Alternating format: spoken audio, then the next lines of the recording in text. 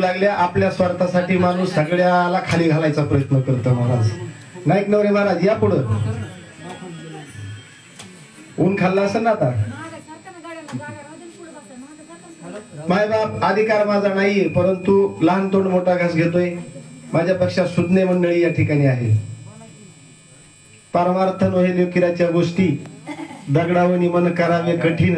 अंतरातलं जर दाबता येत नसेल तर परमार्थ आयुष्यभर केला तरी चालत नाही, फलश्रुत होत नाही. महाराज तुम्ही दोघं हसू नका, तुम्हाला चांगलं माहिती मी डोंगर पट्टा पालता घालून आलोय. हिथं ही माळ रान आहे आणि मी तिकडे खाली सांगतोय, इथं नाही सांगत, खाली सांगतोय. मला ओळख लागत नाही, ओळख ना पाळकन दारी बसला चाळक. मी एकदा पाय रोवले का हे असले भासके भुसकी आणि हित किती जरी काही झाले तरी मी पिच्छा सोडत नाही. कारण परमार्थ हे काय म्हणजे असं नाही आज रामराजे महाराज भेटले म्हणजे काहीतरी ते सोडून द्या. या व्यासपीठावर आपण समोरच्याला काय बोलतो, आपल्या अंतरातलं काय बाहेर पडतंय, हे व्यासपीठ कुणाचं आहे, आपण काय बोलू लागलो, आपल्याला काय बोलायचं या हे इथून खाली उतरल्यावर आमचं सगळं राहिलं तिकडे आमच्या प्रपंचातलं.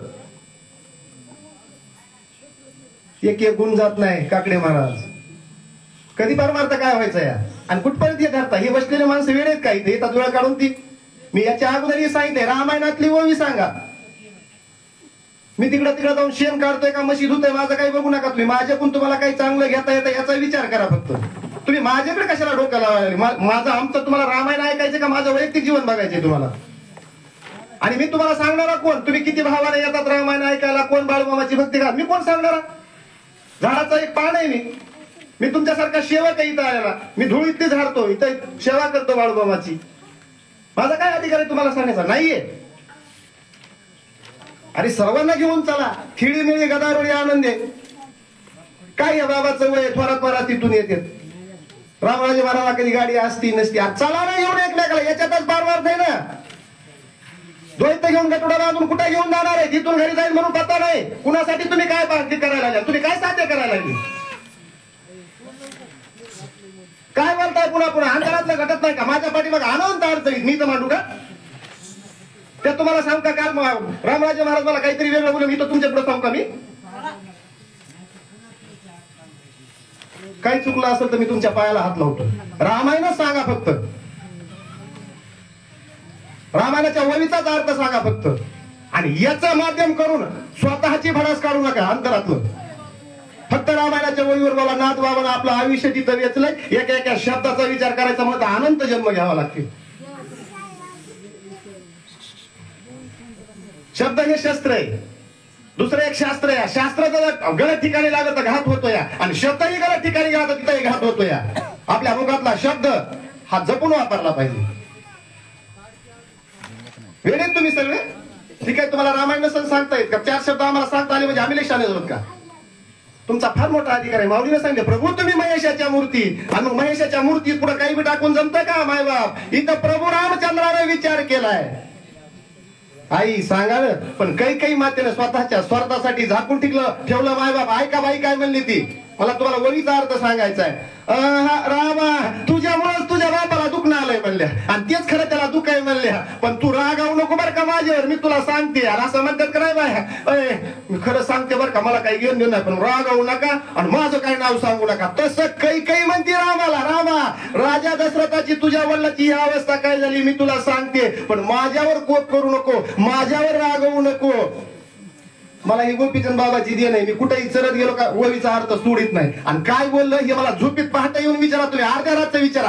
आज मी रामायण जे सांगितले का मला 15 दिवसाला कुणीही भेटा आणि मला महाराज तुम्ही असा शब्द मला त्याचं उत्तर जर नाही दिलं या बाळमामाच्या समोर मी चाकरी करीन. इथं कळत नाही रामराजे महाराज आपण काय बोलायला रोजची, हे आपल्याला ध्यान पाहिजे. आपलं एक चित्त पाहिजे परमार्थामध्ये. आपण काय करायला आलो चालत नाही. चला प्रभू रामचंद्राचा उत्तर दिलं काही मातेला. रामा ऐक कशाचं दुःख नाही. तुझी म्हणतोस का भूत लागलंय पिशात काही यांना बाधा झाली का, काही झालं नाही. कशामुळे तुझ्या वडील आजारी पडलेत, काय यांची दयनीय अवस्था झाली मी तुला सांगते जरा ऐक. काही माता पुढे बोलू लागल्या. माझे ऐकता वचन तुझं कोपा येईल पूर्ण, या लागी दाखे माझे मन पूर्वकथन सांगावया सांगावया. यामुळे धाके माझे मन मला धाक पडलाय म्हणले. मी जर तुला सांगते का मला भीती वाटते.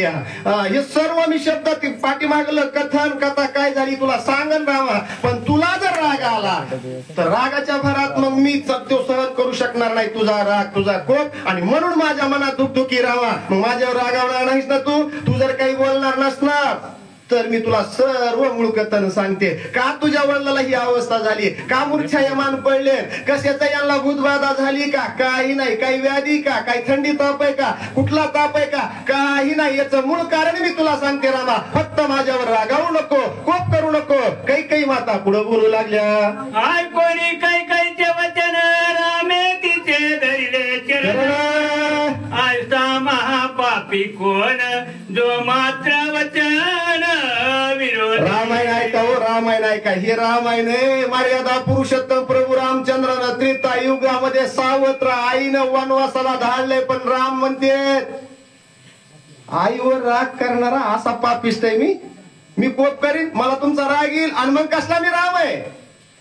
नाही मी तुमचे पाय धरतो. काही माता तुम्ही मला काही जरी सांगितलं का मी तुमच्यावर अजिबात रागवणार नाही. म्हणून एक वचनी एक पत्नी एक बाणी मर्यादा पुरुषोत्तम प्रभू रामचंद्राचा अवतार आहे मायबाप.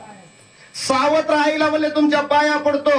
काय जी व्याधी असेल याचं काय जी मूळ कथन असेल ती मला सांगा. मी तुमच्यावर एक तीळ मात्रही राग करणार नाही, कोप करणार नाही, तुम्हाला दोष देणार नाही. माता मोकळ्या मनाने बोला. प्रभू रामचंद्र विचारू लागले. श्री सत्य हे जाण तुझे वचन मज प्रमाण. वाहतो वसिष्ठाची नाळ विकल्प पूर्ण ना सांडी माये. विकल्प पूर्ण सांडी माय. विकल्प मनामध्ये येऊ देऊ नका माता. मी माझ्या गुरुची वरिष्ठ गुरुची आण वाहतो. आणि तुमच्या जे मनात असेल जे तुम्ही मला शब्द बोलताना का म्हणले याच्यावर मी कुठलाही कोप करणार नाही. अशी मी माझ्या गुरुची शपथ घेतो, आण वाहतो.